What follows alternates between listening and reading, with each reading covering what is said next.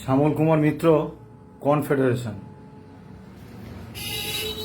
আজকের ভিডিওতে যে বিষয়টা নিয়ে আলোচনা করব সেটা হচ্ছে কেএমসি এলাকার ব্যাংকগুলি থেকে যেসব সরকারি পেনশনার পেনশন নেন তাদের মহামান্য সুপ্রিম কোর্টের রায় অনুসারে বকেয়া ডিয়ারনেস রিলিফ প্রদান এবং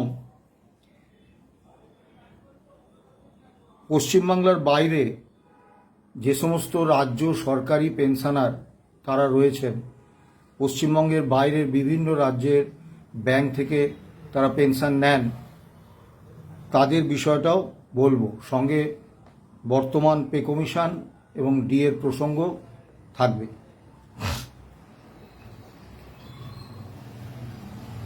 ইন্টারিম রায় দিয়েছিলেন অনারেবল জাস্টিস সন্দীপ মেহতা এবং সঞ্জয় কারোল জুন মাস 2025।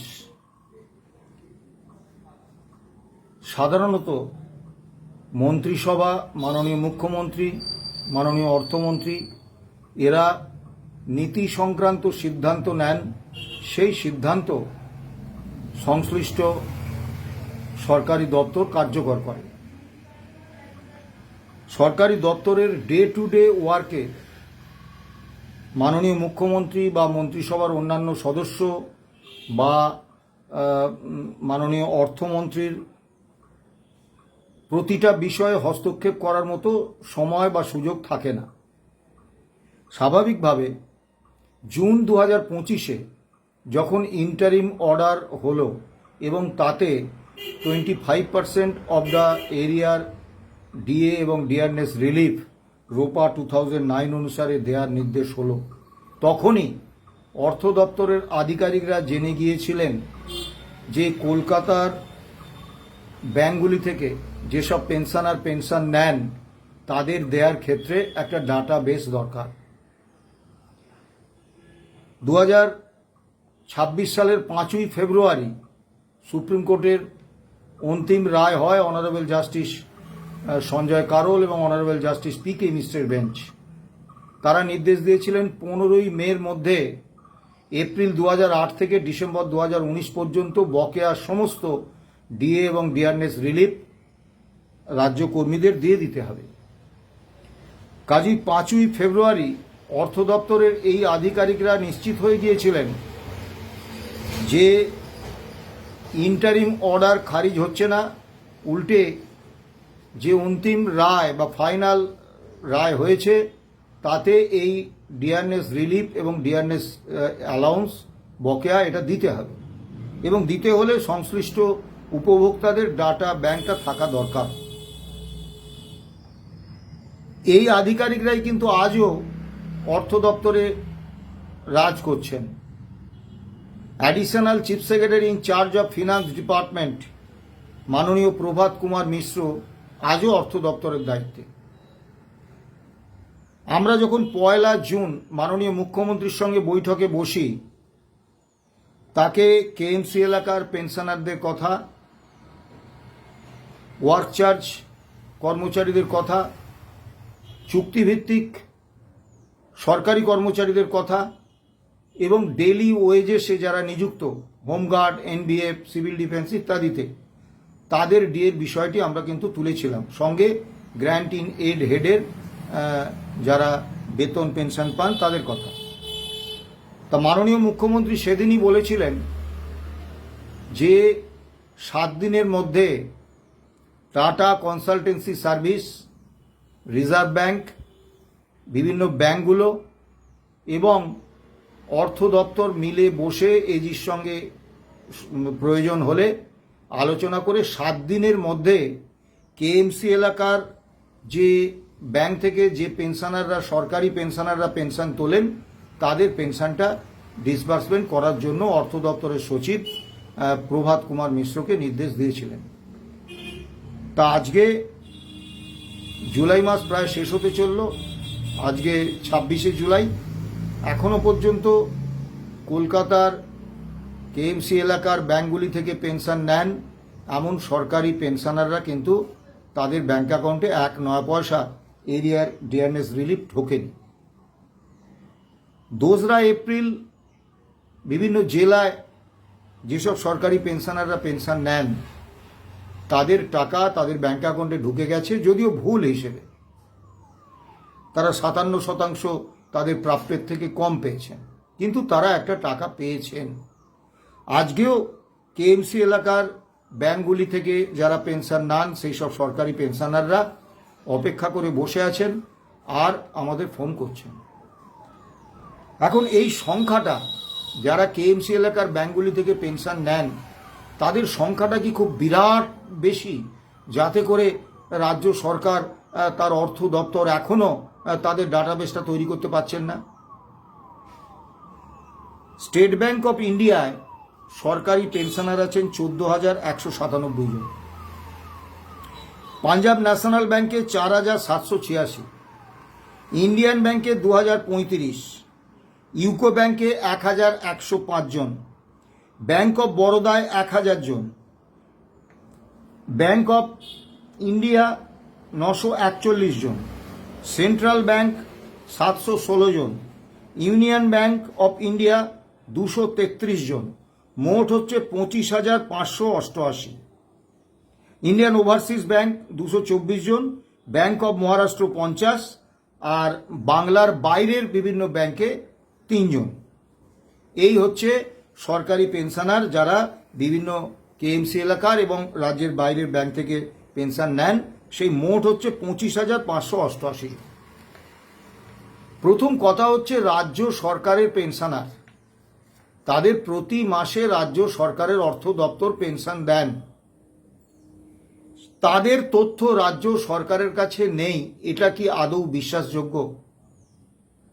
যদি ধরেও নিই তাদের কাছে তথ্য নেই, ব্যাংকের কাছে আছে বা এজির কাছে আছে, তাহলে তারা এতদিনে 5ই ফেব্রুয়ারি ফাইনাল রায় হয়েছে, আজকে 26শে জুলাই, আজ পর্যন্ত তারা এই ডেটা ব্যাংকটা তৈরি করতে পারেননি। এটা বিশ্বাসযোগ্য?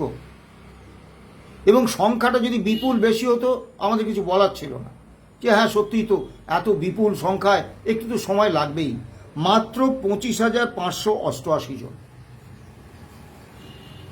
এবং মজার কথা হচ্ছে, আমরা মাননীয় মুখ্যমন্ত্রীর সঙ্গে বৈঠকেও বলেছিলাম যে এই যে ডাটাবেস নেই বলা হচ্ছে, এইটা আমাদের কাছে বিশ্বাসযোগ্য নয়।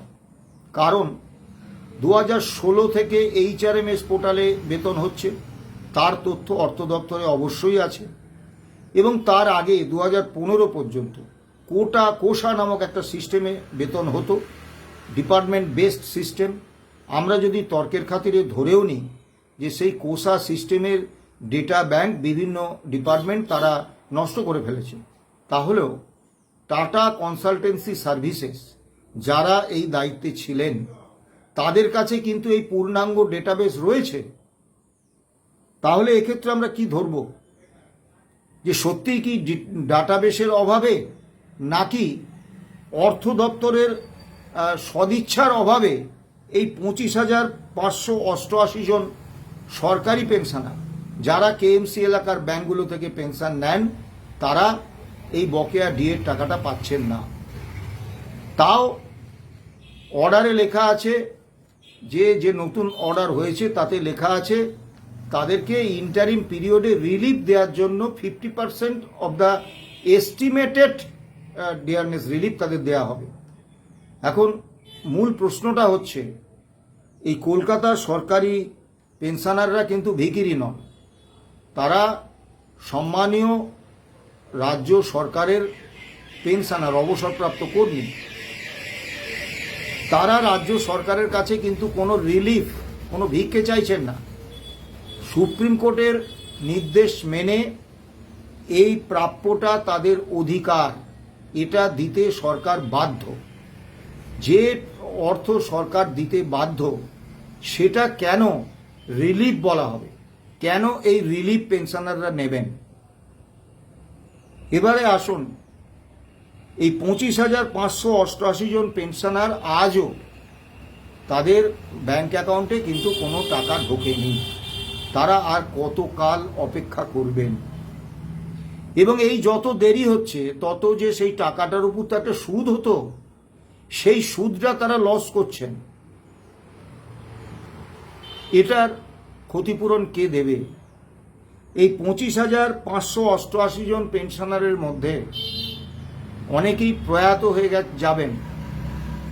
তারা তাদের জীবৎকালে দেখে যেতে পারবেন না যে সুপ্রিম কোর্টের রায়ে তাদের এই অধিকারটা প্রতিষ্ঠা হয়েছে, সেটা তারা দেখে যেতে পারবেন না।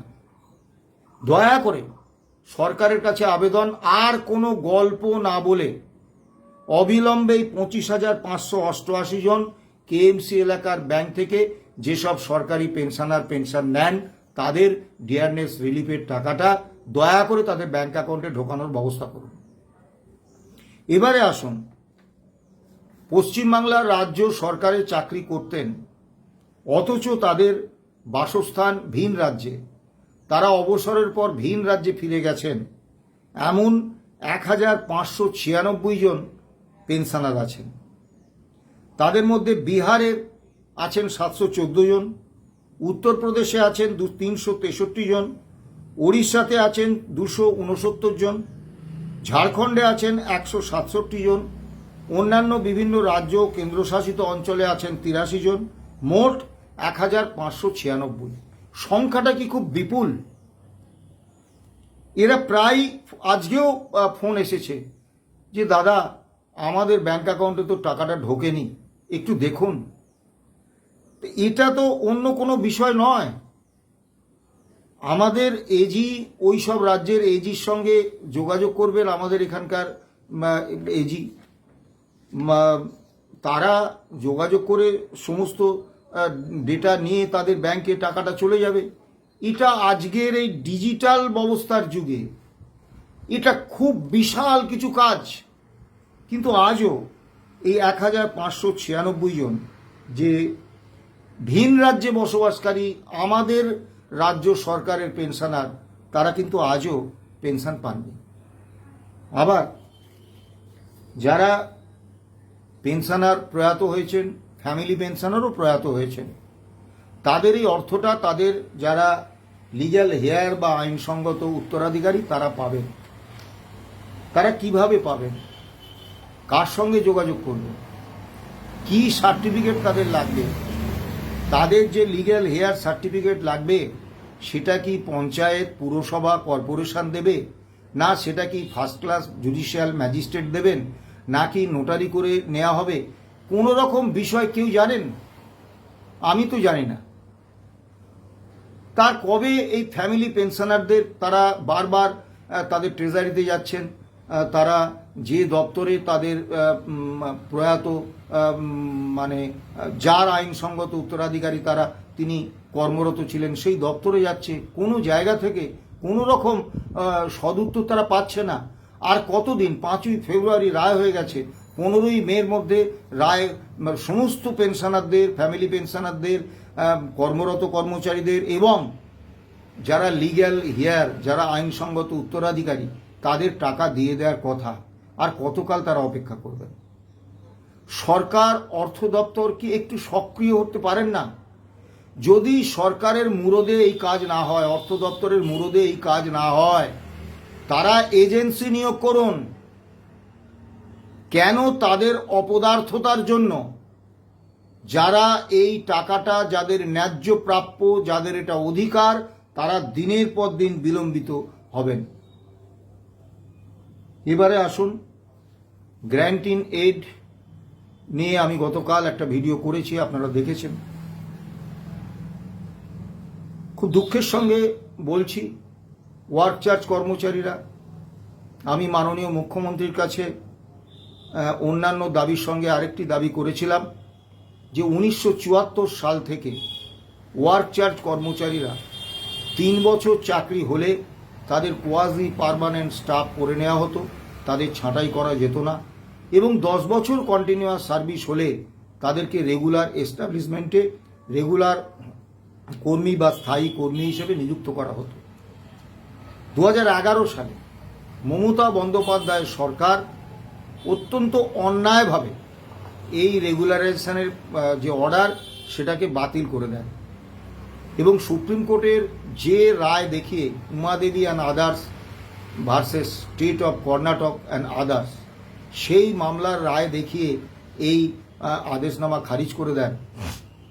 আমি সেই রায়টা পুঙ্খানুপুঙ্খভাবে পড়ে দেখেছি। সেই রায়ে শুধুমাত্র বলা হয়েছে সিভিল পোস্ট এবং সিভিল সার্ভিসে নিয়োগটাকে ফেয়ার করতে হলে পিএসসি বা ইউপিএসসির মাধ্যমে নিয়োগ করতে হবে। কিন্তু সংবিধানের ৩০৯ নম্বর ধারায় রাজ্য সরকার নিয়োগ প্রক্রিয়া, নিয়োগ পদ্ধতি, নিয়োগের নিয়মাবলী ইত্যাদিতে যে সাংবিধানিক অধিকার ভোগ করেন, সেই অধিকারে কোনো রকম হস্তক্ষেপ ওই মামলার রায় করেনি। অর্থাৎ মিথ্যাভাবে একটা মামলার কোর্ট করে এই সুযোগ থেকে তাদের বঞ্চিত করা হয়েছে। এখন খুব বেশি হলে ওয়ার্ক চার্জ কর্মচারী কর্মরত আছেন, খুব বেশি হলে ২,৫০০ থেকে ৩,০০০। তো তাদের জন্য এইটুকু করে দেওয়া যেত না? এবং তারা কিন্তু ডিএ পান। অন্যান্য স্থায়ী কর্মচারীরা যেভাবে ডিএ পান তারাও কিন্তু ঠিক একই রকমভাবে একই হারে ডিএ পান। আবার নির্দিষ্ট স্থায়ী পদের এগেনস্টে যাদের চুক্তিভিত্তিক কর্মী হিসেবে নিয়োগ প্রক্রিয়ার মাধ্যমে নিয়োগ করা হয়েছে, সেই সব সরকারি চুক্তিভিত্তিক কর্মীরা তারাও ডিএর আওতায় রয়েছেন। ডেলি রেটের যে সমস্ত worker, home guard, civil defence, NVF ইত্যাদি দপ্তরে কর্মরত, তারাও কিন্তু আমাদের ডিএ বাড়লে তাদের কিন্তু ডেলি ওয়েজ বাড়ে। এই সব ক্ষেত্রে রাজ্য সরকার যে কমপ্লায়েন্স রিপোর্ট সুপ্রিম কোর্টে দাখিল করেছেন, সেখানে কিন্তু তাদের সম্পর্কে কোনো রকম উল্লেখ নেই। সরকার কি তাদের প্রতি একটু সদয় হতে পারেন না? এবারে আসুন, নির্বাচনী প্রতিশ্রুতি ছিল ৪৫ দিনের মধ্যে সপ্তম রাজ্য বেতন কমিশনের বেতন ভাতা এবং পেনশন নগদে রাজ্য কর্মীরা পেয়ে যাবেন। প্রতিশ্রুতি কে দিয়েছিলেন? মাননীয় প্রধানমন্ত্রী নরেন্দ্র মোদীজি, কেন্দ্রীয় স্বরাষ্ট্রমন্ত্রী অমিত শাহজি এবং বর্তমান মুখ্যমন্ত্রী তৎকালীন বিরোধী দলনেতা মাননীয় শুভেন্দু অধিকারী। ৪৫ দিন অনেক দিন হয়ে গেছে। এখন গত ১ জুনের বৈঠকে মাননীয় মুখ্যমন্ত্রী আমাদের বলেছিলেন যে সপ্তম রাজ্য বেতন কমিশনের সুপারিশকৃত বেতন ভাতা পেনশন রাজ্য কর্মীরা ১ জানুয়ারি ২০২৭ থেকে পাবেন। মুখ্যমন্ত্রী হওয়ার পর তিনি ৪টি সংগঠনের সঙ্গে বৈঠকে সুনির্দিষ্টভাবে এই প্রতিশ্রুতি দিয়েছেন। তো এই পে কমিশনের গঠন তো ৫ই ফেব্রুয়ারি পূর্বতন সরকার তো ঘোষণা করে গিয়েছিলেন, এবং ইন্টারিম যে বাজেট, সেই বাজেটে তো ওই পে কমিশনের কথা আছে। তাহলে নতুন কি পেলাম আমরা? একটা জিনিস পেলাম যে নির্বাচনী প্রতিশ্রুতিতে যে ৪৫ দিনের মধ্যে সপ্তম রাজ্য বেতন কমিশনের সুপারিশকৃত বেতন ভাতা এবং পেনশন আমরা পেয়ে যাব, সেই প্রতিশ্রুতিটা মাননীয় মুখ্যমন্ত্রী রক্ষা করলেন না, এড়িয়ে গেলেন। সপ্তম রাজ্য বেতন কমিশন গঠিত হয়েছে এবং একটি ইউটিউব চ্যানেলে, প্রখ্যাত ইউটিউব চ্যানেল, দেখলাম তিনি রাজ্য কর্মীদের একেবারে বিপুল বেতনক্রম ইত্যাদি ইত্যাদি উপহার দিয়ে ফেলেছেন। এখন প্রশ্ন হচ্ছে, এই বেতন কমিশনে রাজ্য কর্মীদের কোনো প্রতিনিধি নেই। যাদের নাম কমিশনের চেয়ারম্যান এবং সদস্য হিসেবে ঘোষণা করা হয়েছে তারা প্রত্যেকেই আমলা। ষষ্ঠ রাজ্য বেতন কমিশনে রাজ্য কর্মীদের প্রতিনিধি ছিল, কিন্তু মুশকিলটা হচ্ছে যে পে কমিশনে রাজ্য সরকারই ঠিক করে দেন রাজ্য কর্মীদের কে প্রতিনিধিত্ব করবেন। ফলে তার লোক পে কমিশনে যায়, তারা পে কমিশনে গিয়ে খুব বেশি কর্মীদের জন্য কোনো কিছু বলেন এমনটাও নয়। তবুও কর্মচারীদের মর্যাদার জায়গা থেকে পে কমিশনের মেম্বার একজন রাজ্য কর্মী হওয়া বাঞ্ছনীয়, সেটা হলো না। এখন মাননীয় মুখ্যমন্ত্রী বলছেন পে কমিশনের রায় বা সুপারিশ বেরোতে ৬ মাস মতো লাগবে।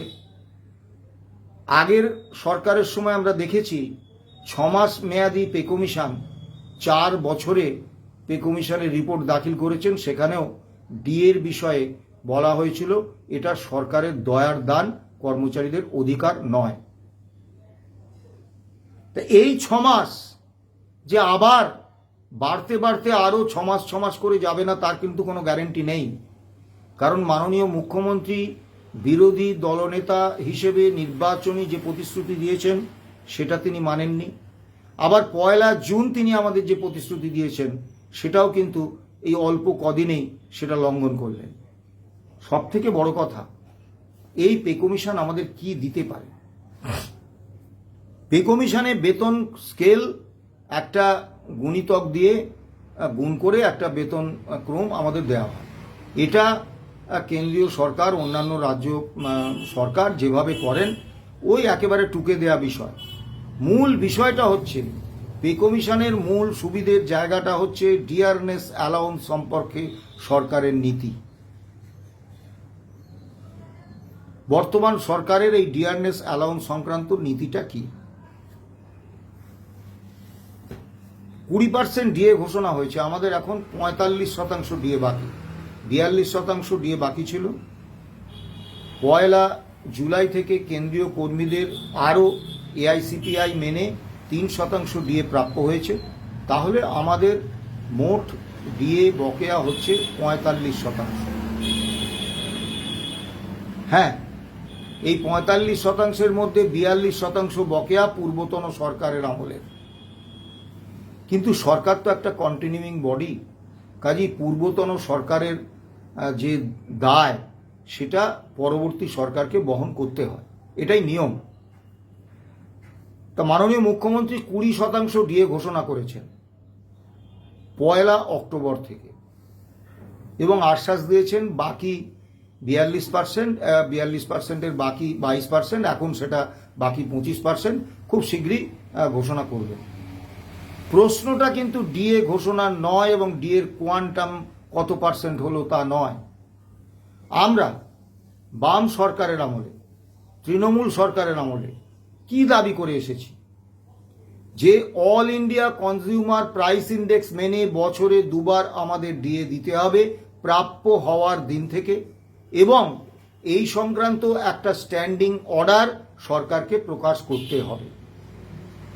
আমি মাননীয় মুখ্যমন্ত্রীর সঙ্গে বৈঠকে অত্যন্ত সুনির্দিষ্টভাবে বলেছিলাম, গত 15 বছরে আমরা তিক্ত অভিজ্ঞতা দিয়ে বুঝেছি all India consumer price index মেনে বছরে 2 বার ডিএ দেওয়ার জন্য যদি কোনো সরকারি স্ট্যান্ডিং অর্ডার না থাকে তাহলে শুধুমাত্র অর্থমন্ত্রী, মুখ্যমন্ত্রী বা সরকারের সদিচ্ছার উপর এই ডিএ দেওয়াটা যদি নির্ভর করে তাহলে কর্মচারীদের কি ভয়ঙ্করভাবে ক্ষতিগ্রস্ত হতে হয়, শোষিত হতে হয়, বঞ্চিত হতে হয়, সেটা আমরা গত 15 বছরের অভিজ্ঞতা দিয়ে মর্মে মর্মে বুঝেছি। আপনি যেহেতু বিরোধী দলনেতা হিসেবে আমাদের বারবার all India consumer price index মেনে ডিএ পাওয়ার অধিকারকে সমর্থন করেছেন, আমাদের সমর্থনে সোচ্চার হয়েছেন, এমনকি বিধানসভায় পর্যন্ত আমাদের কথা তুলে ধরেছেন, সেই মেনে আপনি একটা স্ট্যান্ডিং অর্ডার প্রকাশ করুন। মাননীয় মুখ্যমন্ত্রী বিষয়টি এড়িয়ে গিয়ে বলেছিলেন আগে 42% ক্লিয়ার করি, তারপর ওসব নিয়ে ভাবব। মুশকিলটা হচ্ছে এইখানে, এই যে 20% ডিএ 1 অক্টোবর থেকে ঘোষণা করা হলো, এটা কোন ফর্মুলায় হলো? এই 20% ডিএ আমাদের কবে প্রাপ্য হয়েছিল? তাহলে প্রাপ্য হওয়ার দিন থেকে বকেয়া টাকাটা কোথায় গেল? এবং এই 20% এবং 1 অক্টোবর এই দুটোই কিন্তু মাননীয় মুখ্যমন্ত্রী বা মাননীয় অর্থমন্ত্রীর সদিচ্ছা, সোজা কথায় দয়ার উপর নির্ভরশীল। গত 15 বছরের অভিজ্ঞতায় আমি দেখেছি, আমরা সবাই দেখেছি যে মুখ্যমন্ত্রী বা অর্থমন্ত্রী বা সরকারের এই দয়া বা সদিচ্ছা খুব দীর্ঘস্থায়ী হয় না। তাহলে আমরা যে all India consumer price index মেনে ডিএ পাওয়ার যে আমরা দাবি করতাম, সেই দাবিটা আজকে কেন আমরা ভুলে যাব? তাহলে কি শাসক দল পরিবর্তন হলে সরকারে দাবিগুলোরও পরিবর্তন হবে? অর্থাৎ আমার অপছন্দের সরকার থাকলে আমি all India consumer price index মেনে বছরে দুবার ডিএ দেওয়ার স্ট্যান্ডিং অর্ডারের দাবি করব, সেই দাবিতে আন্দোলন করব, সেই দাবিতে ধর্মঘটের ডাক দেব, সেই দাবিতে কর্মবিরতি করব। আর সরকারে আমার পছন্দের শাসক দল এসে গেলে দাবিটা আমার পরিবর্তন হয়ে যাবে, all India consumer price index মেনে বছরে দুবার ডিএ দেওয়ার নীতির বদলে সরকারের দয়া বা সদিচ্ছার উপর 1 অক্টোবর থেকে 2026 থেকে 20% ডিএর ঘোষণাকে একেবারে অভিনন্দন জানাবো। এই যে মানে দ্বৈত অবস্থান, এটা কি কর্মচারী সংগঠনের পক্ষে খুব সম্মানজনক? এবারে আসুন, বহু কর্মচারী বন্ধু উদ্ভব হয়ে নৃত্য করছেন, এই সরকার আমাদের কর্মী বান্ধব সরকার, এই সরকার আগের সরকারের মতো হবে না, আমাদের সব কিছু দিয়ে দেবে, একটু অপেক্ষা করুন। অপেক্ষা তো করব, কিন্তু পরিস্থিতি কোন জায়গায় গেছে সেটা নিয়ে একবার পর্যালোচনা করব না? পূর্বতন সরকার সুপ্রিম কোর্টের রায় কার্যকর করার ক্ষেত্রে একটা কর্মীদের মানে তার কর্মী বিদ্বেষী অবস্থান থেকে কর্মী এবং পেনশনারদের চূড়ান্তভাবে বঞ্চনা করার লক্ষ্যে অল ইন্ডিয়া কনজিউমার প্রাইস ইন্ডেক্সের বদলে একটা state based consumer price index খাড়া করেছিলেন এবং বলেছিলেন যে 2011 সাল থেকে নাকি এই প্রাইস ইন্ডেক্স আছে। যদিও স্যাট, হাইকোর্ট এবং সুপ্রিম কোর্টে এই মামলার প্রতিটা শুনানিতে আমি ব্যক্তিগতভাবে হাজির ছিলাম, একটা দিনও যায়নি যেদিন আমি ব্যক্তিগতভাবে এই শুনানিতে হাজির ছিলাম না। 3টে স্তরেই মাননীয় বিচারপতিরা রাজ্য সরকারের আইনজীবীদের প্রশ্ন করেছেন যে আপনারা যদি all India consumer price index না মানেন তাহলে আপনারা দিল্লি, চেন্নাইয়ে কর্মরত রাজ্য সরকারি কর্মচারীদের কিসের ভিত্তিতে দিয়ে দিচ্ছেন?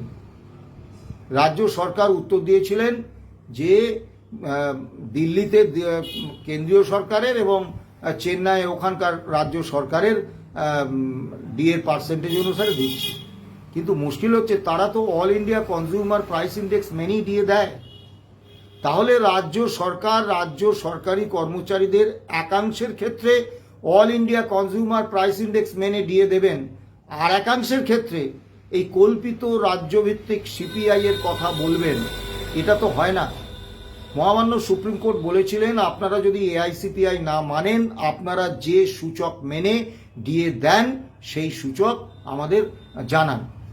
তখন রাজ্য সরকারের আইনজীবীরা বলেছিলেন যে দিল্লিতে তো জীবন ধারণের খরচ অনেক বেশি, জীবনযাত্রার মান অনেক বেশি, সেই কারণে ওখানে বেশি ডিএ দিই, আর পশ্চিমবাংলার ক্ষেত্রে যেহেতু খরচ কম, দৈনন্দিন জীবন চালানোর জন্য খরচ কম, সেজন্য এখানে কম দিই।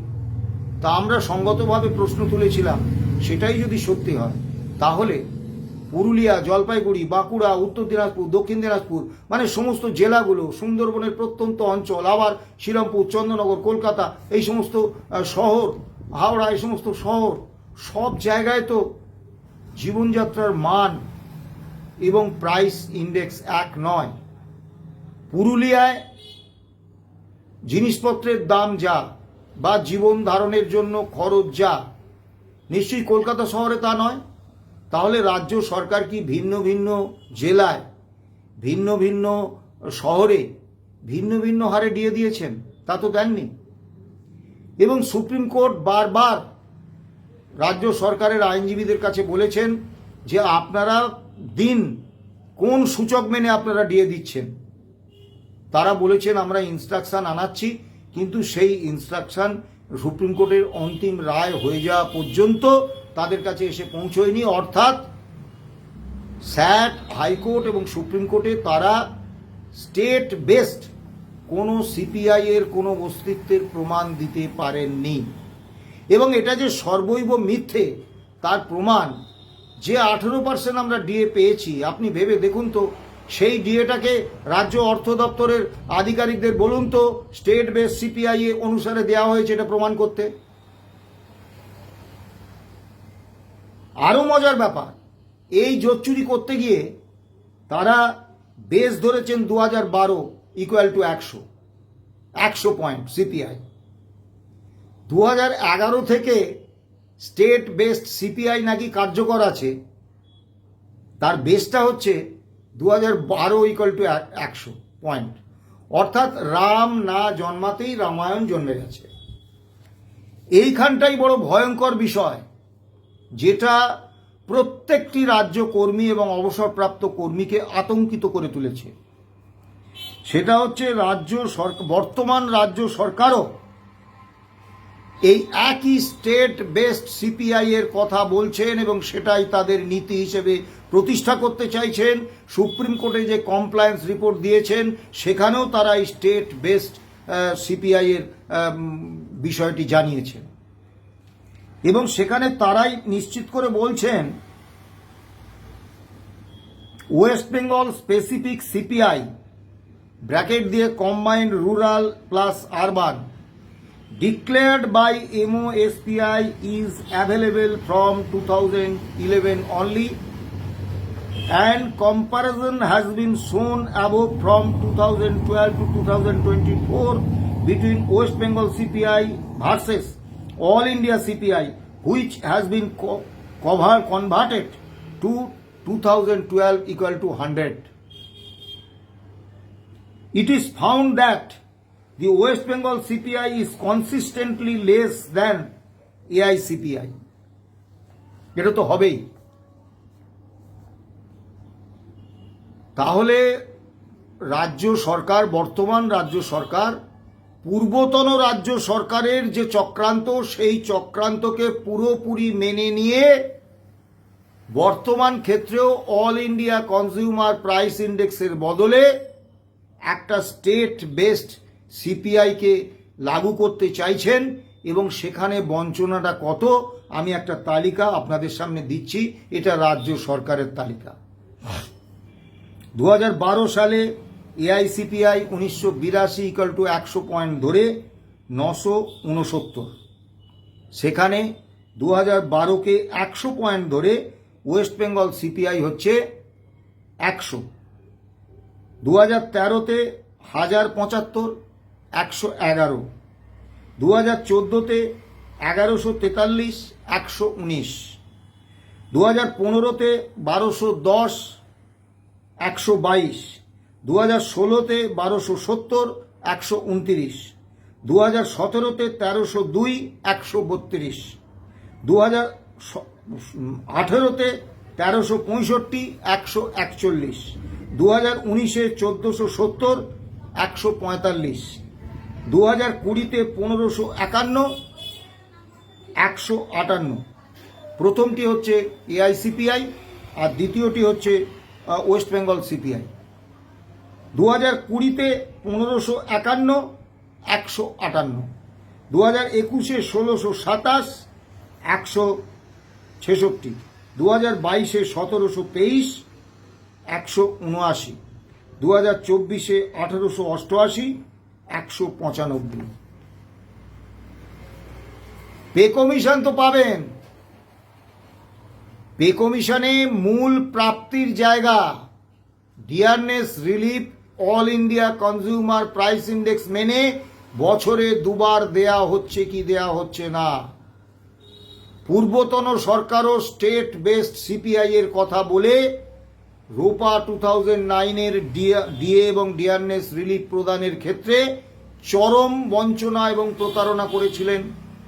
বর্তমান সরকারও সেই একই নীতিতে স্টেট বেসড সিপিআই এর পক্ষে সওয়াল করছেন এবং এই কথা মানে আমি দায়িত্ব নিয়ে অত্যন্ত জোরের সঙ্গে বলতে পারি যে সপ্তম রাজ্য বেতন কমিশন, যে বেতন কমিশন এই রাজ্য সরকার তার মেম্বারদের নাম করেছেন, বসিয়েছেন, সেই রাজ্য কমিশন কিন্তু ডিএর যে সংস্থান করবে সেটাই স্টেট বেসড সিপিআই এর ভিত্তিতে, যেখানে রাজ্য সরকার নিজেই বলছেন it is found that the West Bengal CPI is consistently less than AICPI. অর্থাৎ আমরা দীর্ঘদিন ধরে যে দাবিতে লড়াই করেছি, যে দাবিতে আমাদের এই মামলা, যে দাবিতে আমরা পরপর প্রত্যেকটি সরকারের কাছে আমরা দাবি জানিয়েছি, আন্দোলন করেছি, আজকে সেই দাবিটাই আমাদের কাছ থেকে কেড়ে নিতে চাইছেন বর্তমান সরকার। তারা এআইসিপিআই এর বদলে একটা কল্পিত স্টেট সিপিআই খাড়া করে ডিএর প্রশ্নে আমাদের চরম বঞ্চনার জায়গায় নিয়ে যাচ্ছেন। আমি প্রতিটি কর্মী সংগঠন, তাদের মধ্যে মত পার্থক্য থাকুক, নীতি আদর্শগত পার্থক্য থাকুক, তাদের বলবো আপনারা সবাই একসঙ্গে আলোচনায় বসুন এবং আমাদের প্রথম আন্দোলনের অন্যতম প্রধান দাবিটা হোক no state base CPI, only all India consumer price index. না হলে কিন্তু আগামী দিনে সপ্তম রাজ্য বেতন কমিশনের সুপারিশ মতো বেতন ভাতা হয়তো পাবেন, কিন্তু যে মূল বিষয়টা, যেটা প্রতি 6 মাস অন্তর আমাদের বঞ্চিত থেকে আরো বঞ্চিত করে তোলে, সেই ডিএর প্রশ্নে বা ডিয়ারনেস রিলিফের প্রশ্নে আমরা কিন্তু একটা ভয়ঙ্কর বঞ্চনামূলক, শোষণমূলক এবং প্রতারণামূলক অবস্থানে পৌঁছে যাব। সব থেকে বড় কথা, কর্মরত কর্মচারীদের তবু বছরে 3% ইনক্রিমেন্ট আছে। যারা পেনশনার তাদের এই ডিয়ারনেস রিলিফটুকুই ভরসা। All India consumer price index মেনে ডিয়ারনেস রিলিফ পেতেই এই অবস্থা। এরপর যদি সিপিআই মেনে, স্টেট বেসড সিপিআই মেনে ডিয়ারনেস রিলিফ তারা পান, মারা যাওয়া ছাড়া তাদের দ্বিতীয় কোনো অপশান থাকবে না। তাই আমি প্রত্যেকটি কর্মী সংগঠন, পেনশনারদের সংগঠন, তাদের নেতৃত্বের কাছে করজোড়ে আবেদন করব, অবিলম্বে একসঙ্গে আলোচনায় বসুন এবং এক সুরে আওয়াজ তুলুন no state base CPI, only AICPI. ভালো থাকবেন, সুস্থ থাকবেন, নমস্কার।